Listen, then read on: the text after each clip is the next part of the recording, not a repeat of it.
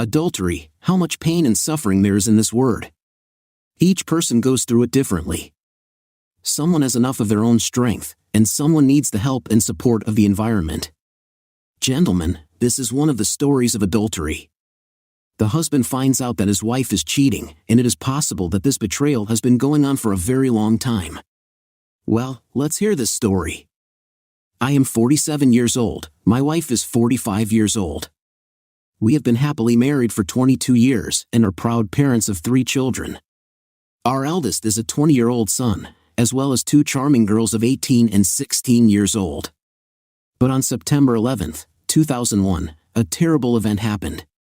On this day, my wife arranged a meeting with a man she met on the internet in a nearby hotel room.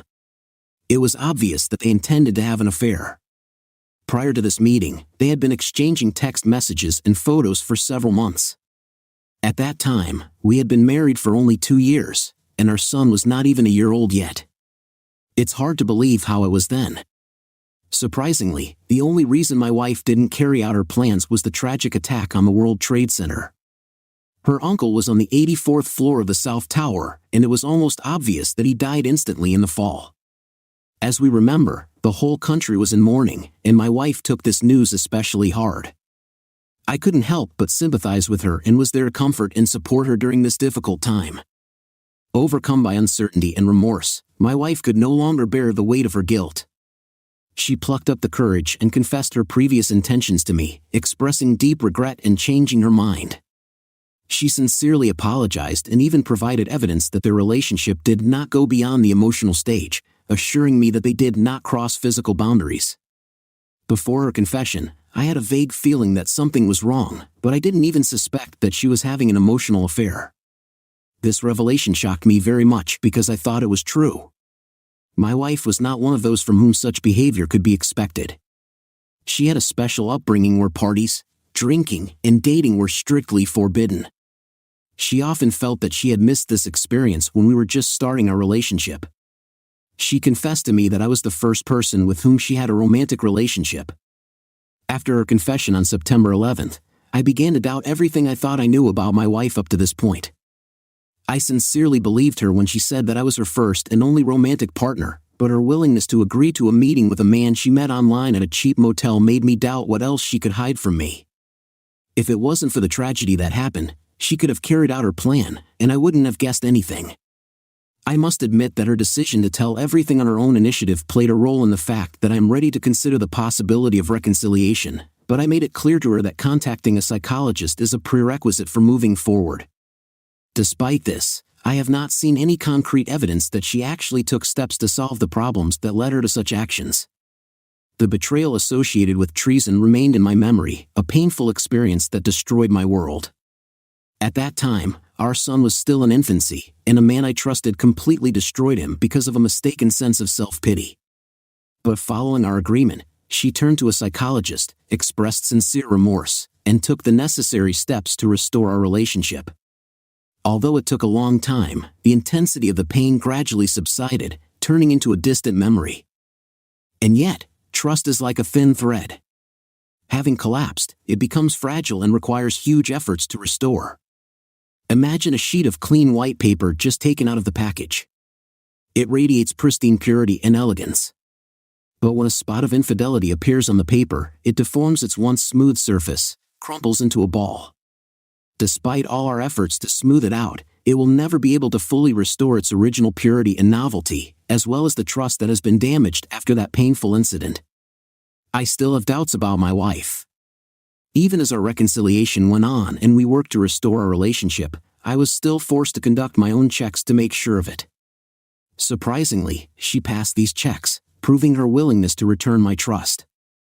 I think it's a testament to her efforts and the progress we've made together. And although we managed to smooth out the rough edges, our trust has never been the same. Years have passed since that painful incident, and during this time, 2 more beautiful children have appeared in our lives. But on October 14, 2019, a familiar instinctive feeling made itself felt again, and I couldn't help but despise the anxiety it caused. Intuition is never pleasant, especially when it calls into question the stability of our relationship. One Monday morning, the tension in the relationship increased when our eldest daughter, 18 years old, got into a heated argument with my wife before going to school. Later, I made a mistake and decided to defuse the situation by playing with the family dog, which caused our daughter to burst out laughing. Despite his innocent intentions, my wife's reaction was unexpected. Overwhelmed with strong emotions, my wife looked upset and withdrawn. To my surprise, the first alarm signal was her decision to disable the location data exchange function on her phone, with which the whole family tracked each other's location. This sudden change in behavior caused an instinctive feeling of anxiety in me. The trust that we had been restoring with such difficulty needed additional nourishment. Driven by the desire to check and make sure, I was looking for ways to access her phone, computer, and any other devices that could help sort out the situation.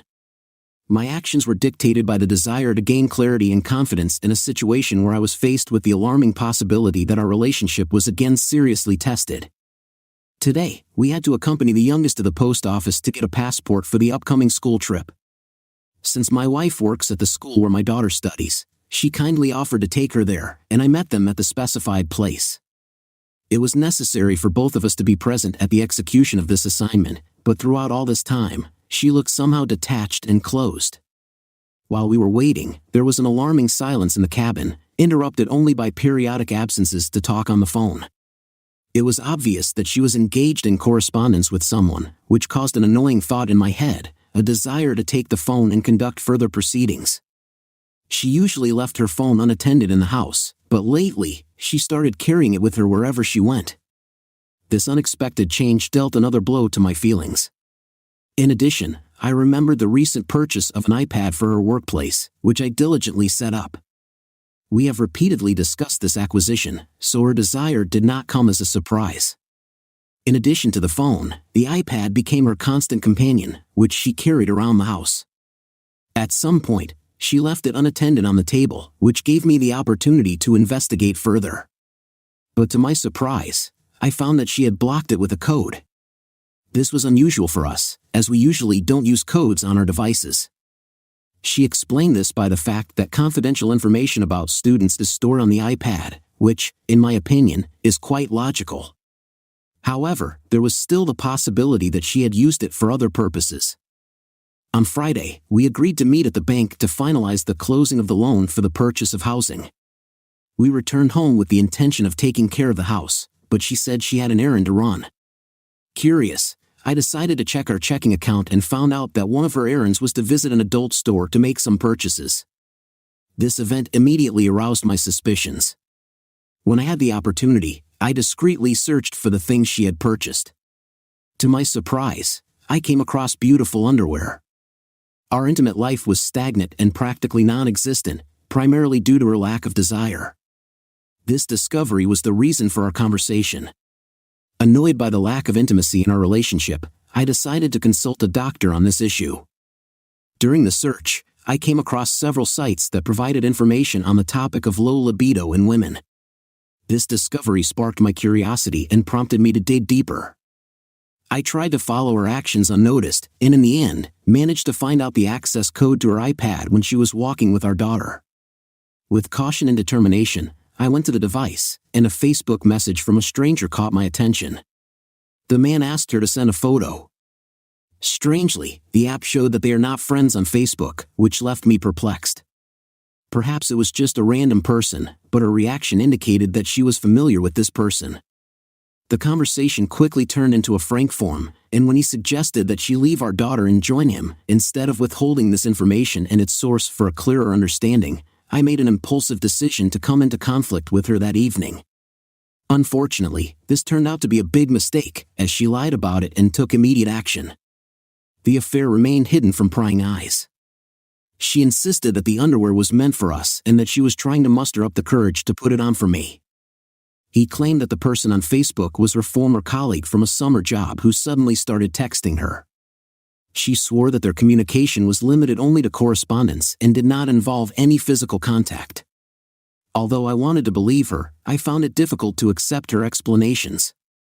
I made it clear to her that all this should be stopped immediately and completely, and she readily agreed. The next day, I asked if the affair was really over, and she assured me that it was. She didn't know that I had accessed the correspondence between her and another person using alternative methods. I found out that she informed him about the need to remove him from Facebook due to my demands, which meant that she lied to me. And here I am, 19 years later, facing a situation that seems all too familiar to me. At this moment, my emotions are in a mess, confused and bewildered. My appetite has decreased, sleep is eluding me, and my ability to concentrate has decreased significantly. Trying to cope with the situation, I scheduled consultations for myself at the end of this week and began to devote more time to the gym. The situation is incredibly painful, and I don't want to face it. Since the day I found out the truth, I've been reading Psalm 81 almost daily. At first, for several days, I managed to cope with the situation relatively well, but today it was especially difficult. I barely slept last night, which made my emotional turmoil worse. As for the bright moments, our son, who was born before the first novel, made us a surprise by giving us tickets to one event. He is currently working in one of the nearby theaters, and we were pleased to attend the play Come From Away. We decided to pretend that we were happy because it was an unexpected gift from him. In his early 20s, he is really an extraordinary person, and we decided not to upset him with a refusal or lack of enthusiasm. If you are not familiar with the production, then it is based on the events of the September 11th, 2001 terrorist attack. It's worth noting that the date is historically significant, as are the feelings I had when we bought the tickets. Constant reminders of that particular date and time, as well as a recently reopened painful wound, prevented me from fully immersing myself in what was happening. Under different circumstances, in a different environment, I might have found pleasure in today's walk. But from the very beginning, I wanted to be anywhere but in this theater. To relieve the discomfort, I began to document my observations, writing down dates, times, and my thoughts in a diary. I've even developed a personal mantra that helps me cope with similar situations: keep cool, keep patient, keep control. Admittedly, I understand that I need to be more consistent in applying this mantra, but I am diligently working on it. I have made significant progress in improving my thinking. Now, as we prepare for the evening shopping, I am determined to completely change my attitude to what is happening. As a result of the investigation, it turned out that her communication with other men took place within the framework of the summer school program where she worked as a teacher's assistant. It was during this program that she had a connection with a physical education teacher who turned out to be 32 years old. Meanwhile, my wife, who behaved inappropriately, is 47 years old. This situation can be described as entering the role of a cougar. It turned out that the partner is a physical education teacher working at a nearby school, and my wife is at another school, not even in the same area. The wayward wife crossed paths with him during their joint participation in the summer school program. It is worth noting that our local summer school program accepts applications from teachers and staff from different districts who show interest in participating in it. Such a unique organization allows people with different levels of education to work together who otherwise would never cooperate. I found out that he would be present in this program, but I preferred to keep this knowledge to myself. At the moment, she continues to remain in the dark about my awareness. I decided to pay closer attention to this situation and began to observe their communication. Eventually, I came across a message from her to him on Facebook containing very intrusive information. But to my surprise, he seemed to brush her off, which made me grin. This led me to think that he perceives her more as a friend and wants to avoid a romantic relationship. After all, there is a significant age difference between them. She's 47, about 15 years older than him. My belief is based on previous messages in which she mentioned that she was going camping overnight, and he did not answer her. I later found out that she had informed him about this trip. We had a few conversations in a family setting, but she didn't seem to take my point of view. However, I have not yet reached a final decision, although I feel that it is already close. Considering the upcoming significant changes in life, I consider it necessary to have a well-established network of information sources. To do this, I use tools such as voice recorders, GPS navigators, electronic codes, and so on. My goal is to gather as much concrete evidence as possible before taking any drastic steps. In addition, I diligently study and write down the divorce laws in force in my state. Over time, I will turn to legal professionals for advice and help. I turned to several friends who had recently gone through a divorce for advice and recommendations. Their opinion will undoubtedly prove useful in this difficult situation. In addition, I made a conscious decision to take DNA samples from my 3 children, not out of doubt but solely for my own peace of mind. Regardless of the results, my love for them remains unchanged. As for what I'm waiting for, it's a combination of gathering enough evidence and having the courage to acknowledge the reality of our situation. The realization that our relationship is irreparable is becoming more and more obvious, and I know that I have to face it head-on. Facing the harsh reality remains a difficult task, and I still do not find the strength to confront it directly.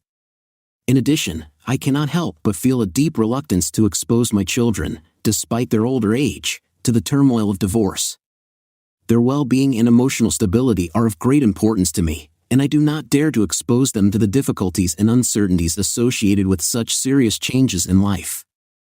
Until the situation becomes completely clear, I am in a peculiar position where some part of me gets some painful pleasure from listening to our conversations recorded on a dictaphone. This gives me the opportunity to learn about recent events, for example, about her recent decision to remove a lot of people from Friends over the past couple of days. Yes, I admit that I was spying in this regard, which of course upset her. I am well aware that my actions will not be perceived positively, but it's important to note that for the last year or so, she's been going through what I can characterize as a midlife crisis. She also lost her mother in November, greatly affecting her emotional state and aggravating the already difficult circumstances in which we found ourselves. Just 2 days after her mother's death, we tragically lost my father. Within 3 weeks, 2 more relatives left us. And so, in the midst of all this grief, Christmas came. A whole series of misfortunes has befallen our family, as a result of which we have experienced immense grief. I fully understand how deeply these losses have affected her. Somewhere deep inside me, a thought lurked, perhaps her current state of mind is the result of these recent events, and maybe I should try to create some distance between the pain caused by these losses and the additional mental anguish that a divorce will bring. I guess I'm willing to make that sacrifice in order to give preference to the well-being of my children and other loved ones. I made the difficult decision to be patient a little longer before making hasty decisions. This is not an easy task because ending a relationship that lasted 26 years is far from easy, especially when you consider the enormous love that I felt for this woman throughout most of our marriage, a love that was often all-consuming. I can't deny the power of these feelings. I am currently planning to devote this week to finding divorce lawyers, but I'm also aware that my daughter will have a birthday next Sunday. So, I decided to meet her after this event has passed. Although I'm not sure exactly what words I'm going to use, I intend to let her know that I'm actively looking for a lawyer. By this time, I hope to find a suitable lawyer and be ready to start the divorce process. Although I hope that there will be a moment of awareness and reflection on her part, I have reached the point where I do not want to continue our marriage. I have gathered strong evidence that she has had an extramarital affair. On February 11, 2022, I quietly installed a voice recorder in her car. Interestingly, listening to recorded conversations, I begin to understand the full depth of what happened. After the incident, I immediately decided to mentally prepare for the possible consequences that may soon manifest themselves. To combat insomnia, I decided to use insomnia pills to achieve restful sleep. In addition, I decided to channel all the nervous and uncontrolled energy in the right direction by returning to the gym. As for the lack of appetite, my goal is to lose a few extra pounds that I gained during the absence of training. To solve problems with concentration, I made it a rule to diligently write down important information and mentally repeat the exact order of actions when performing ordinary tasks that I might have forgotten. Finally, I am tormented by night sweats, for which I am actively looking for remedies. When I came across these events, I immediately realized, oh yes, this is another aspect that needs to be dealt with. I quickly took action. I collected some towels, t-shirts, and underwear and put them in a pile next to the bed. I assumed that these things would be especially difficult to handle, especially during the cold winter months. After such an initial reaction, I was overcome with a sense of relief. No longer will I have to constantly fight for secrecy, as if playing the role of spies or investigators in our own marriage.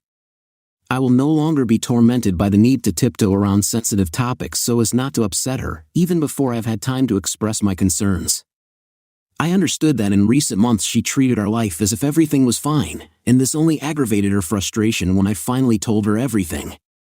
Receiving a box of the deceased mother's belongings from her father was an important moment, but I was surprisingly unaffected by this event.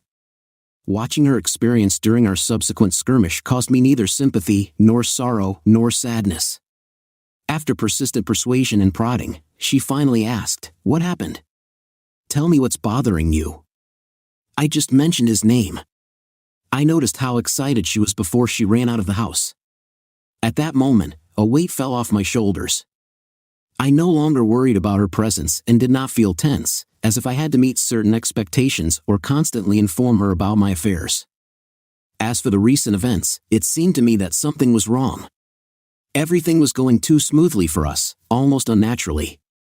Her unexpected kindness towards me aroused suspicion. I noticed an unusual change in her behavior. Things that usually annoyed her suddenly stopped annoying her. At first, I regarded it as a sign of her new happiness, but some unpleasant feeling seized me, and I decided to take on the role of a vigilant observer. Wearing metaphorical black sunglasses and a raincoat, I turned into a marriage police, imperceptibly installing the voice recorder in her car and activating the GPS navigation system. Throwing a metaphorical fishing rod, I was amazed that I caught something on the first attempt. The recording contained 2 phone calls, the first of which indicated her intention to meet with him. Their meeting took place in the parking lot of the church and lasted about 40 minutes. Fortunately, I was spared the need to listen to how they communicated while she walked to his car. She made a subsequent phone call to a reliable friend living on the other side of the country, who served as her think tank. If talking to him wasn't enough to confirm my suspicions, and I have no doubt about it, I could find additional evidence in this call. But if I really wanted to remain in the dark, then her call to him would be decisive. The subsequent conversation between us followed a familiar pattern characteristic of her. She tried to downplay or deny her involvement in the betrayal, shifting the blame to another. It's my mistake that she harbored a grudge about missed opportunities in her life before our marriage. She didn't have the opportunity to go to college or lead a carefree bachelor life. Unfortunately, I take responsibility for this, and she resents me. I have already told her that if she wants to end our relationship, I will understand her, but she decided to stay, thereby making it clear that her betrayal is solely her own choice. Although I admit my shortcomings as a husband, it is important to note that I was not married to a perfect man. The idea that I have an ideal wife seems undeserved. In my case, as a result, I turn to divorced women I know for recommendations from lawyers and strategic advice. I've come to the realization that it's time to put an end to this. My wife, who retreated from our relationship, demonstrated that she does not have the necessary obligations for reconciliation. I don't want to expose myself to the risk that we may have another betrayal in the future. That's why I'm deciding on a divorce. Are there any special tips or techniques that I should familiarize myself with in this process? I'm still in a whirlwind of emotions. In a moment of acute disappointment, I impulsively hit the wall with my fist, fortunately causing no harm to myself or the building. In the confined space of an empty house, I pour out my pent-up feelings, shouting a swear word at the top of my voice. I am grateful that there was no one in the house who could have witnessed this outbreak. When my best friend called to check on me, I couldn't hold back the tears and burst into tears during our phone conversation. Being in a vulnerable state, I began to dream of a wonderful reconciliation. I hope that everything will magically fall into place in my relationship with my wife. I wondered if it would really be so terrible if we managed to save our relationship. Perhaps if I put more effort into it, she will find happiness. But deep down, I understand that these thoughts are just false hopes, and that divorce is the right way. I have repeated this to my mother, to friends I have confided in, and to myself countless times since the betrayal became known. We mostly avoided each other, and at these moments, I was acutely aware of her absence. Changing our dynamic has been incredibly difficult. We used to exchange text messages during the day when we were at work, find out how our day went, share information during breaks. She would call me, and we would have light conversations. Casual hugs and kisses were commonplace. But now that we're back home, it's all stopped. As already mentioned, we actively avoid each other within our home. Instead of sleeping in our bed, she started sleeping on the couch. Previously, one of my simple joys in the morning was to gently wake her up when the alarm clock rang. I rolled over on my back, stroked her back or arm, and whispered softly, "Hey honey, it's time." Unfortunately, these intimate moments are a thing of the past. Every morning, I woke her up with a gentle touch and then with an almost inaudible whisper, which never ceased to bring a smile to my face despite the circumstances. She still hasn't left, and we haven't officially parted, but deep down, I understand what needs to be done. Although I know that it will not be an easy path, I find solace in the hope that a glimmer of light awaits me at the end of this long, dark, and lonely tunnel.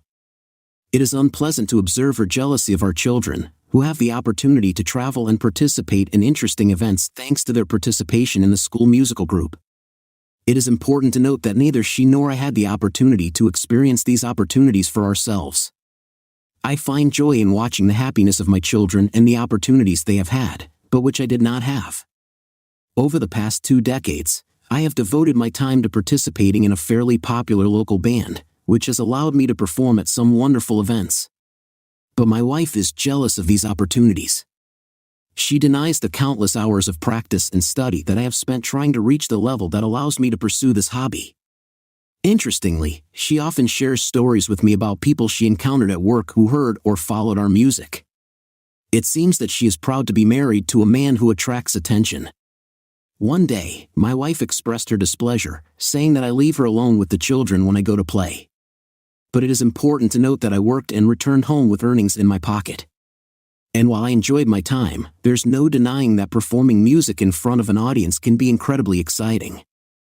I had to deal with the need to conduct concerts, communicate with the owners of bars, ensure an impeccable rhythm, and gauge the audience's reaction. Despite the fatigue that performances bring until late at night, I still woke up at 5 in the morning to work a full day. The combination of these duties made the day difficult and long, but it was necessary because we needed the income to build the house she wanted to build. Leaving the band was not an acceptable option, as it was a significant source of income for me. It is worth noting that she also had her own job, but the earnings that I received from performances were comparable to what she earned from her permanent job. In addition, this situation infuriated her, and it turned out that my real job was paid 3 to 4 times higher than hers. Having decided to provide my family with the life that, in my opinion, it deserves, I worked tirelessly on this. But instead of gratitude, I received only resentment. The age-old proverb, when a person reveals his essence, believe him the first time, turned out to be true in my case. Unfortunately, it took me too long to understand the true character of the man I married.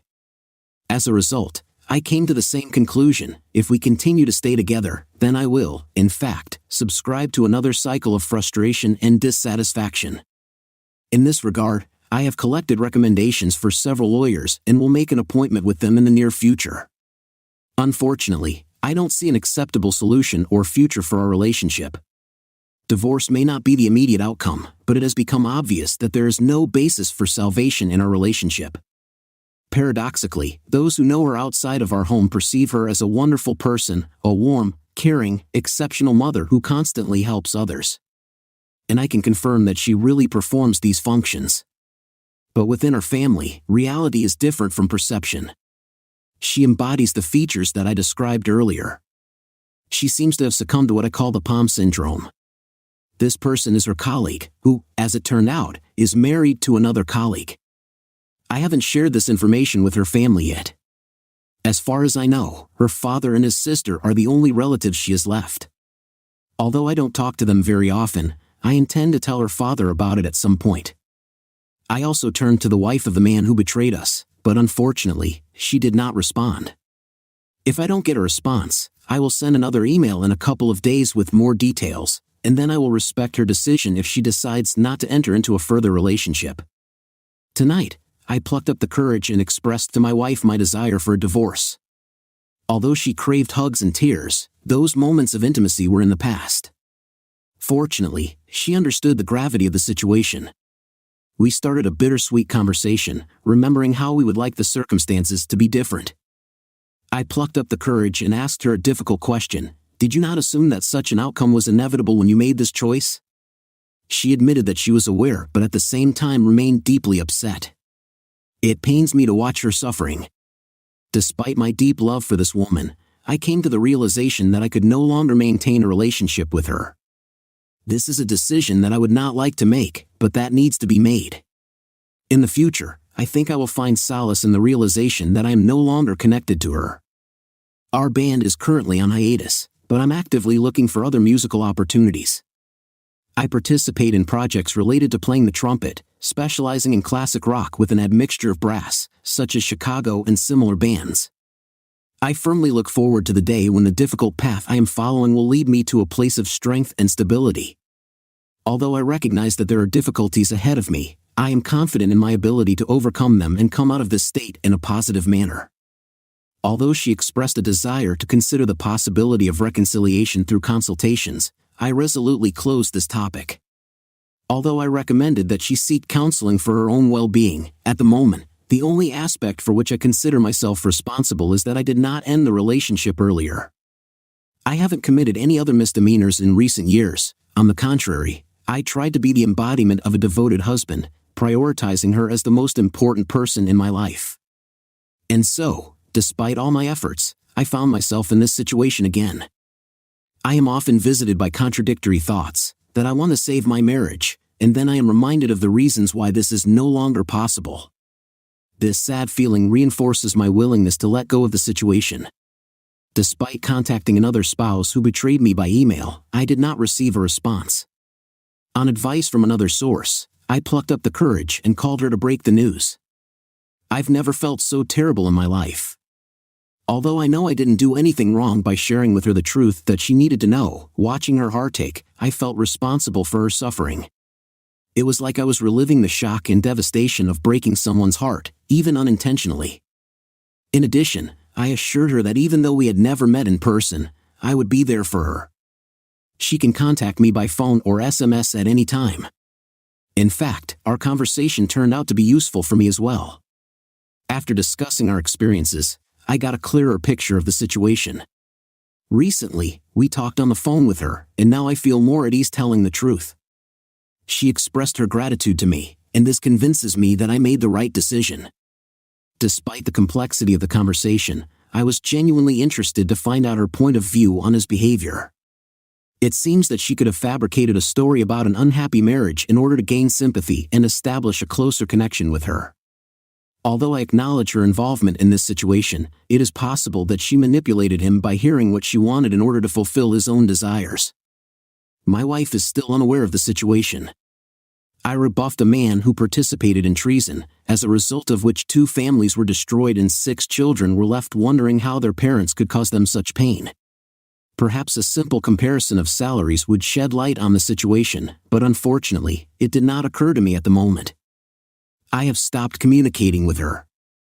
I try not to be in the same room with her if it's not related to our children or household duties.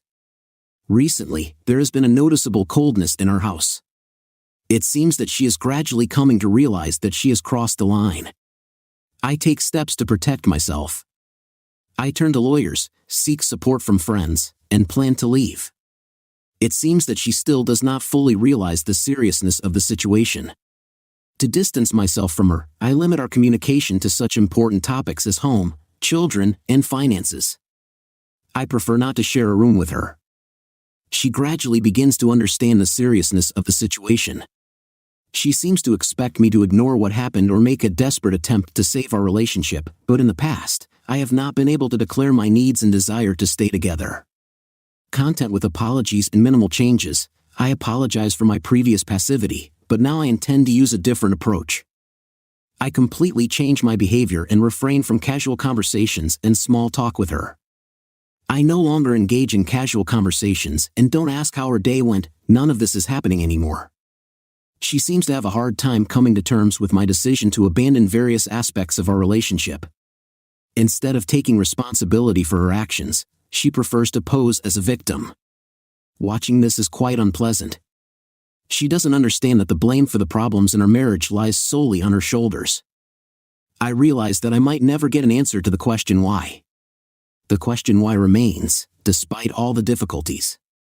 Tonight was positive. We spent time with the whole family attending an event dedicated to my youngest daughter. My daughter performed amazingly in the school musical. She had a significant role and gave an impressive performance. It was very nice to watch her sing, dance, and enjoy every moment on stage. During the performance, my wife sat next to my mother, who is aware of the situation between us. Although my wife doesn't know anything about what my mother knows, I couldn't help but feel sorry for my mom, as she must have been in an awkward position. When I finally told my mom the truth, she was genuinely shocked. She noted that we were always happy together and that she sincerely loved my wife like her own daughter. Another survivor of the betrayal contacted me by text message during the performance, expressing concern about how I was holding up. A husband who had strayed from the path of fidelity was temporarily banished from home by another wife. However, she discovered that he was seeking refuge with a friend who, as it turned out, was absent. This made her worry about possible inappropriate behavior. I was relieved to convince her that her fears were groundless. However, I am also tormented by painful memories and obsessive thoughts.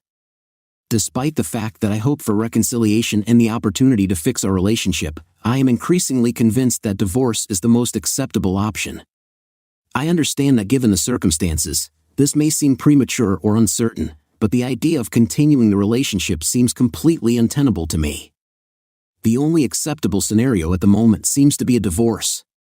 Despite my periodic desire to fix our ruined life and family and move on, these moments of nostalgia and hope are fleeting. They serve as part of the recovery process but quickly disappear, giving way to the harsh reality that it is not worth staying with her.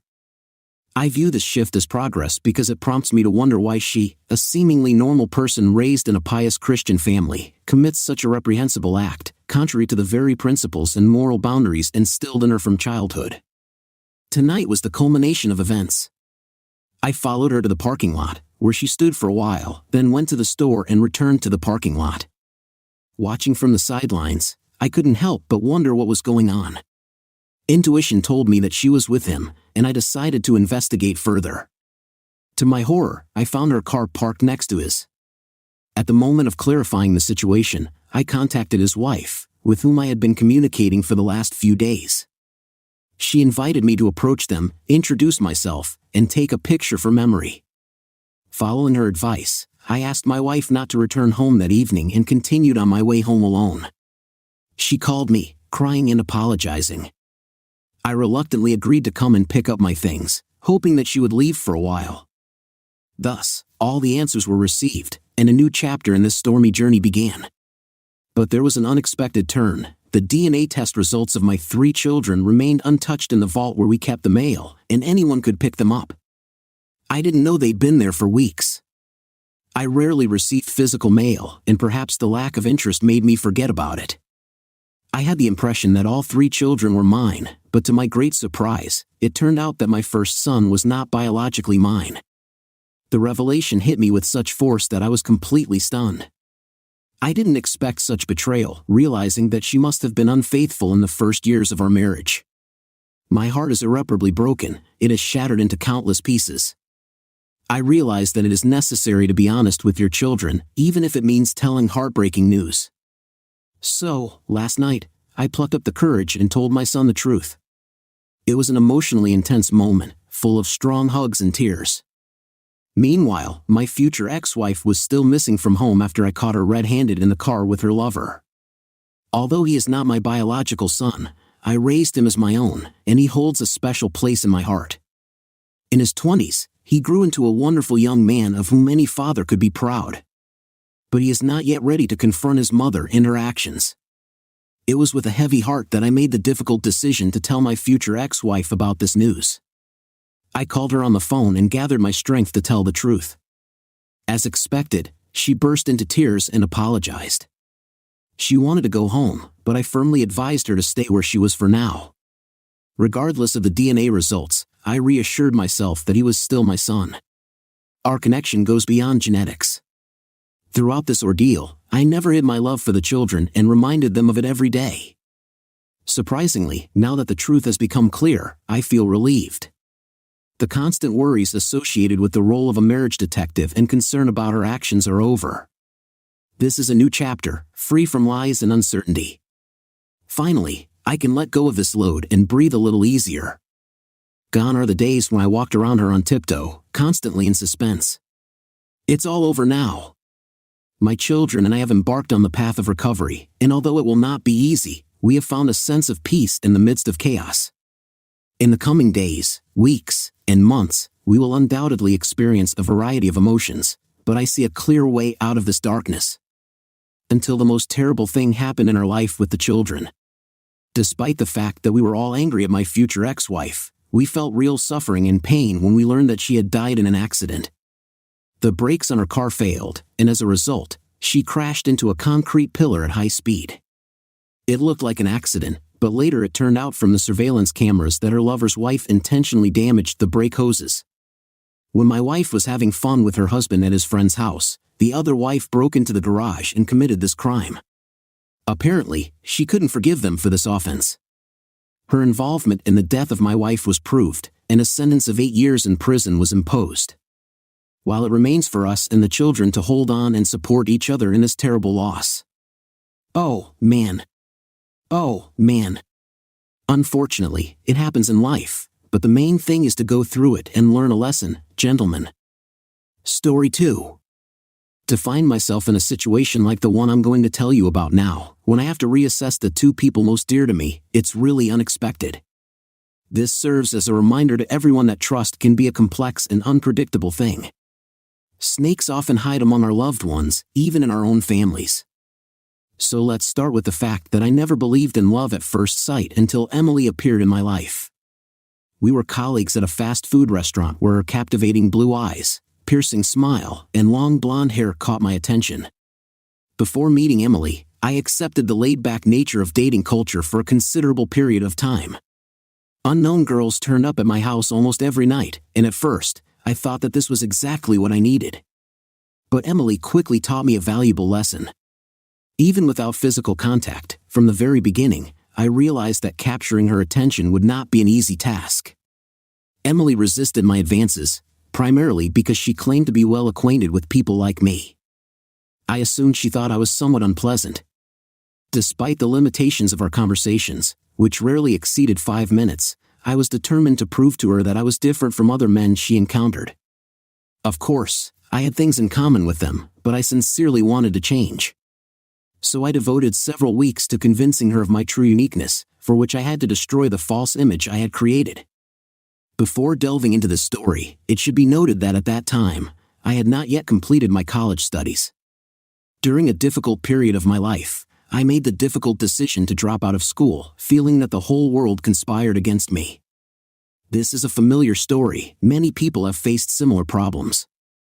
I believe that the education system was falsified and unfair, primarily due to the fact that I myself suffered from social anxiety disorder, which made it difficult for me to keep up. Unfortunately, by the time I found a therapist who could help me, I had already made the decision to leave school. As a result, I started working in a fast food restaurant. Feeling that my parents had lost faith in me despite my decision to drop out of school, my parents supported me by agreeing to pay the costs of therapy while I lived in their basement. But I couldn't get out of the shadow of my older brother John, who was a shining star in their eyes. With an office job and an economics degree, he was even preparing to marry his high school sweetheart. Throughout most of my life, I have tried to emulate his success.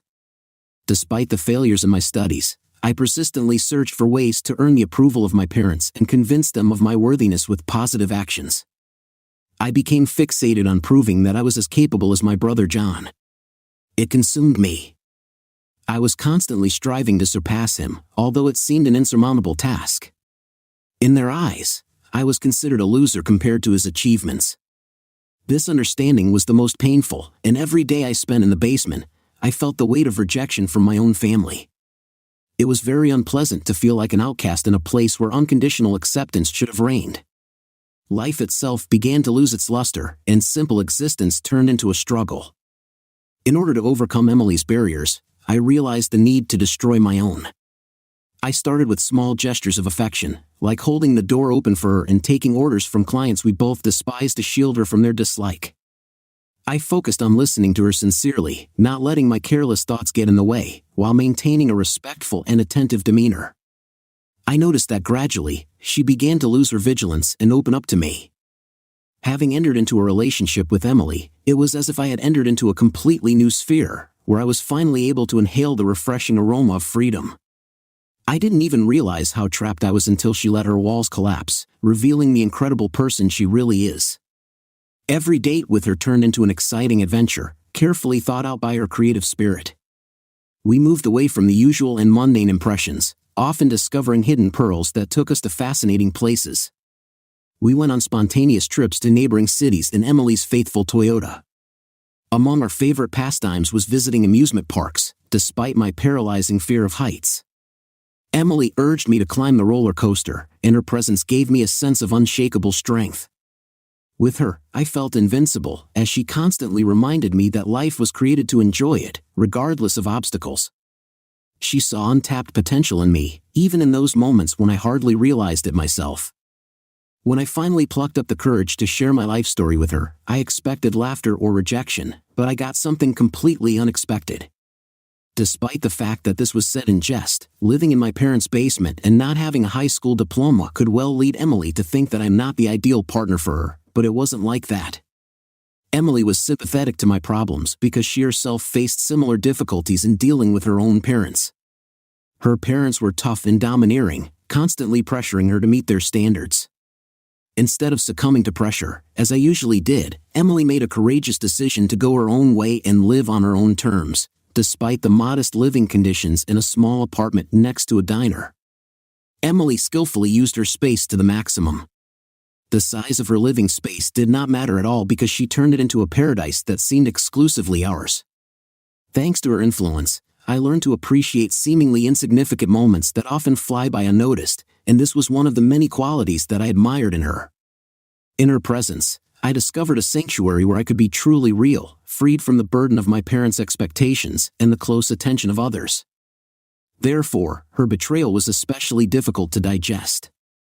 Against my better judgment, I decided to introduce Emily to my parents.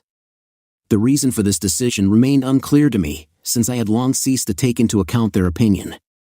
However, some part of me still craved their recognition. Emily was the only semblance of normality and goodness in my life, and I wanted my parents to recognize that. It was on that fateful evening that she ran into everyone, including John. At that very moment, I didn't notice any signs of anxiety. I naively believed that their communication was purely friendly and cordial. After all, his fiancée was present, and it seemed inconceivable to me that there could be some hidden motives behind their newfound friendliness. But from that very evening, I began to notice changes in Emily's behavior. She became more distant, and it seemed that she no longer put so much effort into our relationship. At first, I was hesitant to admit it, fearing that I might seem overly possessive or paranoid. I convinced myself that these fears were just a figment of an overactive imagination, or maybe something was bothering Emily. She had always been my mainstay, my confidant, whom I jokingly called my little therapist, but who was there to support her? Unfortunately, I was so forgetful that I couldn't connect all the dots. Not wanting to let our relationship collapse, I tried to be close to her, to provide her with constant support. But my efforts didn't seem to have paid off. Instead of appreciating my presence, Emily began to portray me as too intrusive, as if I was getting too deeply into her life. Overnight, Emily stopped participating in our usual activities, such as going to the cinema at her house or going to an amusement park. Our conversations came to nothing, and I found myself in a state of utter panic.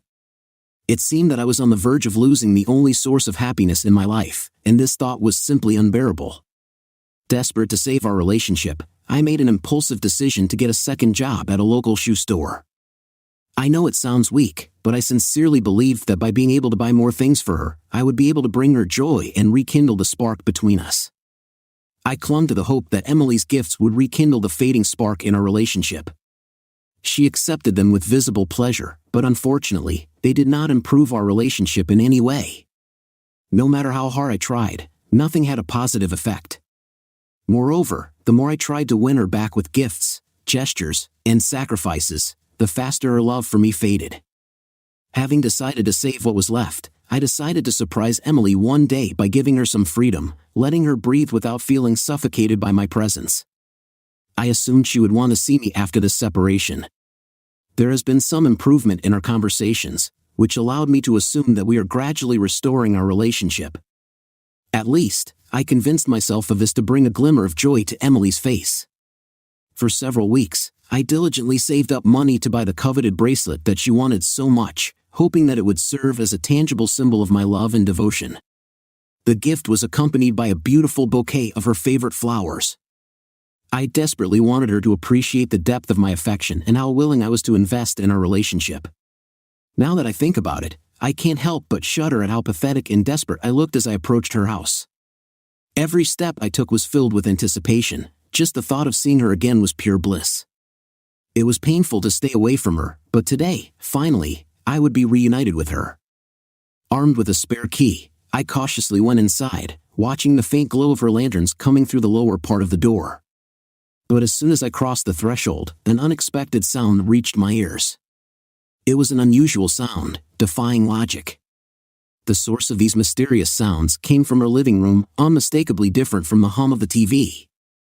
The sounds echoed loudly through the room, their clarity and realism were almost tangible. They bounced off the walls, which was disconcerting. Instantly, an anxious feeling appeared, from which the heart began to pound and a knot was tied in the stomach. A wave of indecision swept over me, forcing me to think about whether to go further or retreat. But curiosity got the better of caution and forced me to move stealthily towards the source of the noise, trying not to scare her off. With each step, the intensity of the sounds increased. Hormones permeated the air, causing a sickening feeling in me. When I cautiously peeked around the corner, my world shattered into countless pieces. There, on the very sofa where we spent countless nights of intimacy, there was a sight that tore my heart. Emily, the love of my life, was locked in an intimate embrace with none other than my own brother. I froze in place as if time had stopped, trying to comprehend the betrayal unfolding before my eyes. My mind was racing, desperately trying to find at least some explanation for this inexplicable nightmare. But alas, no arguments could explain the depth of pain and betrayal that gripped me at that moment. It seemed that Emily's betrayal was not only a betrayal of our relationship but also of my very essence. In an unfathomable act of betrayal, my own brother John not only betrayed his fiancée but also entered into a secret relationship with my girlfriend Emily. The pain that gripped me at that moment defied description, as if the very foundation of my world had collapsed in an instant. Emily, whom I once considered the love and inspiration in my life, had now become the catalyst for my emotional destruction. As the room spun around me, the shock gradually passed, replaced by an irresistible surge of anger bubbling in my veins. Feeling the weight of my emotions, I realized that I had to leave this toxic environment before I would commit an act that I would regret later. I silently walked away from this painful scene, and an unbearable pain pierced my heart. How could they both, John and Emily, commit such a deep betrayal towards me? If I've always had a strained relationship with John, the fact that he slept with my girlfriend was a cruel blow. It seemed that he was supposed to triumph in all spheres of life, and I was always left on the sidelines. And Emily, despite everything that connected us, it seemed that the love I once had for her instantly turned into a boiling, absorbing hatred that defied my attempts to stop her rapid fall. When my relationship with John was already destroyed beyond recognition, I was seized with boiling anger. In the days that followed, I gave Emily what she most wanted: distance. Seething with rage, I retreated to the basement, taking a few days off under the guise of sick leave. As I sank into isolation, impulsive thoughts began to creep into my head, threatening to take over common sense. The desire to call John's wife and reveal the truth burned in me. But deep down, I knew that this would not be enough. It would not satisfy the unquenchable thirst for retribution that consumed me. The sudden realization hit me like a lightning bolt. It became clear that I had to make sure that the severity of their actions was felt, so that they faced the consequences face to face. With this new determination, I organized another family dinner, replacing them with it under the pretext of an important message about serious changes in my life.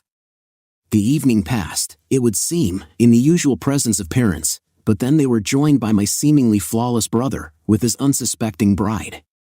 His appearance, as if everything was normal, his attempt to strike up a conversation with me fueled endless anger in me. His unflappable behavior, as if his act of sleeping with my girlfriend meant nothing, infuriated me. I tried to take my time, waited for everyone to sit down and enjoy the meal, and only then made my move.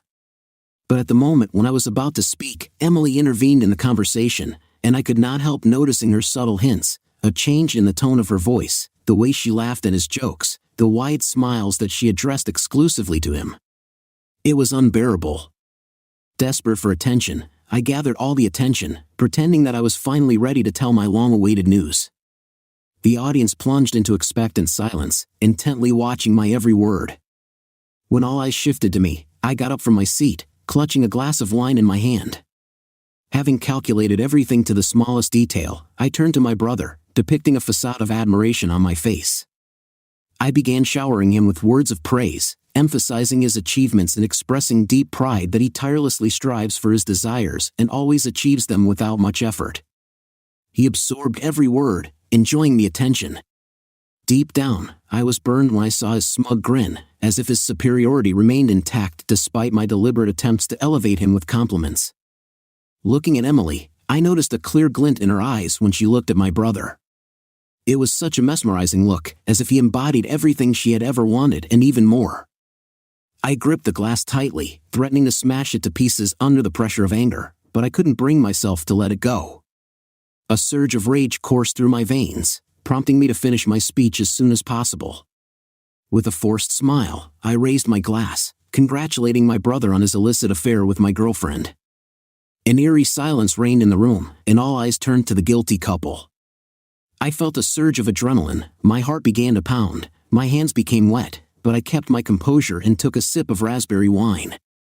On the faces of everyone present, except Emily and John, there was an expression of surprise and disbelief. They resembled frightened deer frozen in the headlights. Despite my mother's insistent requests to sit down, I firmly stood my ground, deciding to talk about the events I witnessed in all the details. It was as if I thought that if I had witnessed it, then they deserved to hear about it. And so, I began my narration. I talked tirelessly about exactly where I found them and in what compromising position they were. Despite my parents' and John's fiancé's treaties to sit down, my gaze never left Emily's watery eyes.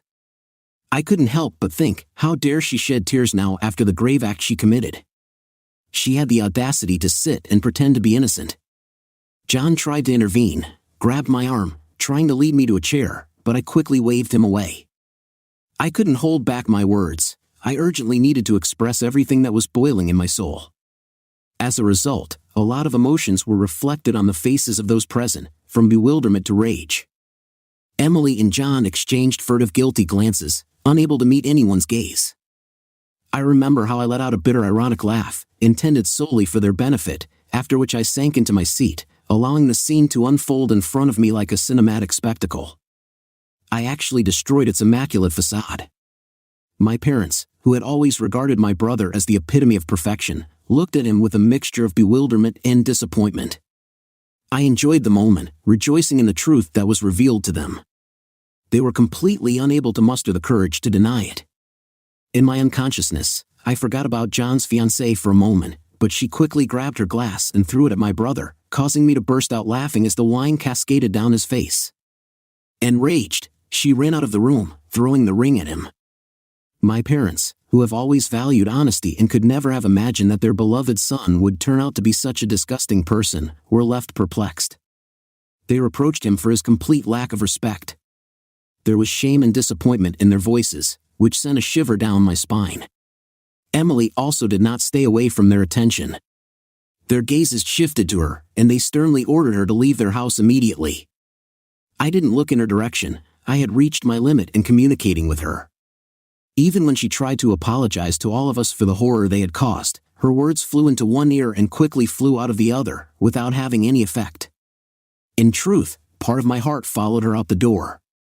When everything was said and done, at that moment, I felt that I had reached the bottom. The consequences could not be avoided either. My parents, although they acknowledged my pain, expressed their disapproval of the way I handled it. They thought my brother's fiancée deserved more than to find out the truth in such a humiliating way. And mostly, I agreed with them. I must admit that I was somewhat self-centered in that situation, but given the enormous pain I experienced and the deep loss I experienced, it was almost impossible for me to consider anyone's point of view. When we went to our bedrooms that evening, a heavy cloud of tension hung over the house. John's worst fear materialized in front of him. My parents looked at him with a mixture of contempt and indifference. And despite the passage of time, we eventually made the difficult decision to kick him out of our house. It became quite clear that for our parents, this situation was much more important than we had initially assumed. I suspect it was caused by a deep affection for his ex-fiancée. He humiliated himself to the point that he begged them to change their minds, but they remained adamant in their decision. I couldn't help but sympathize with him, seeing how even his ex-fiancée rejected him, denying him the opportunity to explain himself. He was left alone with this ordeal. Speaking of his ex-fiancée, she shamelessly exposed him on social media, and many residents of our city joined in the public condemnation.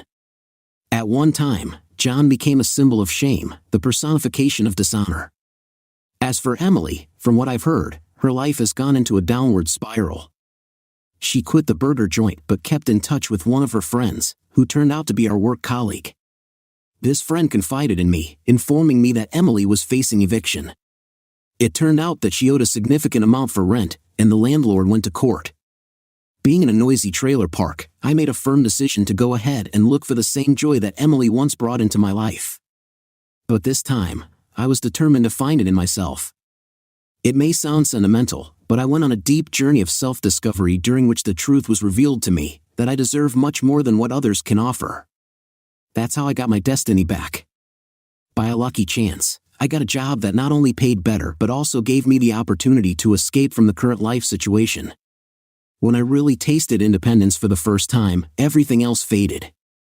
Here's a lesson I've learned along the way: never scold yourself for falling in love, and don't turn a blind eye to warning signs. And most importantly, never shift the blame for someone else's infidelity. If you know that you are giving your all, then this is a reflection of their character, not yours. Take this experience as a lesson and be vigilant, even if it's about your own family. You never know a person's true intentions. Under fits of laughter, stretched out on her modest inflatable mattress, she confessed to me her simple desires. She did not aspire to something extravagant and confusing in life. She only wanted to be a kindergarten teacher. And when she had saved enough money, she planned to continue her education. It was she who suddenly started talking about a date, and I could hardly grasp the reality of what was happening. Naturally, I accepted her offer, but it was difficult for me to understand that my efforts were noticed and appreciated. It may seem silly, but at that moment, my 21-year-old self was filled with distrust. This experience forced me to adopt a completely new personality, a kind of shield to protect myself from possible rejection or disappointed expressions that sometimes appeared on people's faces when they saw me. I made a firm decision to stop harassing John and the person he represented.